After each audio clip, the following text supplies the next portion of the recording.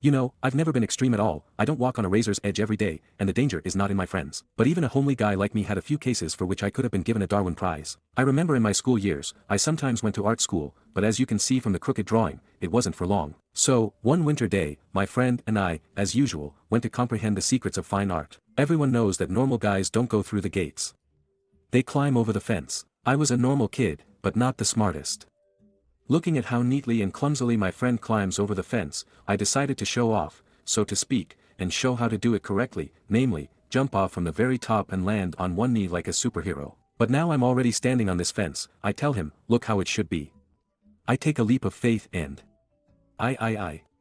The fence pin catches on a bulky down jacket, pierces it from the inside and I hung like a ragged G #Vino. To say that my friend laughed means to say nothing, he was just hysterical. At this time, I'm hanging, twitching like an epileptic, because my down jacket started to choke me.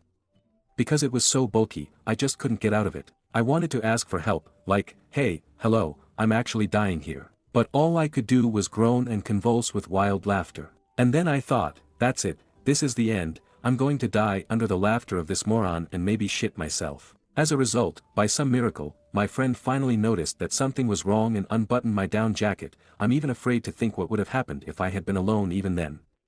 A child's corpse hanging on a fence, shitting himself and strangled with his own down jacket. I think I would have greatly puzzled the administration of the art school. By the way, I still got off very easily, because the fence pins were really sharp. With the wrong trajectory, I could just fall on them with my ass. So guys, choose the gate. The second case happened to me not so long ago. My friend called me and happily stated that now he had an AACR. And I offered to take a ride, of course, as the first car my friend could not have a Porsche, but it was better than a Porsche Soviet muscle car under the proud name Moskvich 412. On the move it was a slightly unfounded statement because once even the hijackers could not cope with it. And they threw it after a few meters, and all because driving this car was akin to balancing and only my friend could start it up until that moment. For example, I didn't know at all that there was in the car, attention, Patsosik, I'm not kidding, this is such a thing at the bottom of the steering wheel that you pull out and get an afterburner for the poor. Well, so we ride this steed of the city around the city, we go to the intersection and suddenly an unprecedented thing happened, our cruiser stalled.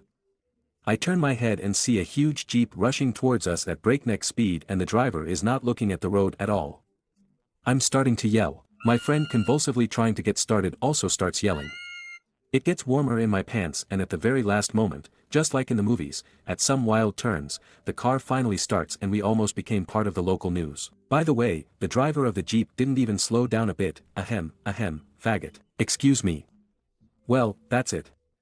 I'm almost sure that you were all waiting for some trash stories about how I fought to the death with a prostitute with a loaf and crab sticks, or how the doctors pumped me out after bursting a bag of cocaine in the rectum. But, fortunately, nothing like this happened to me. If you have a more interesting story, how you almost said goodbye to life, write it in the comments, I always read them. And, of course, subscribe to the channel, like it and see you again.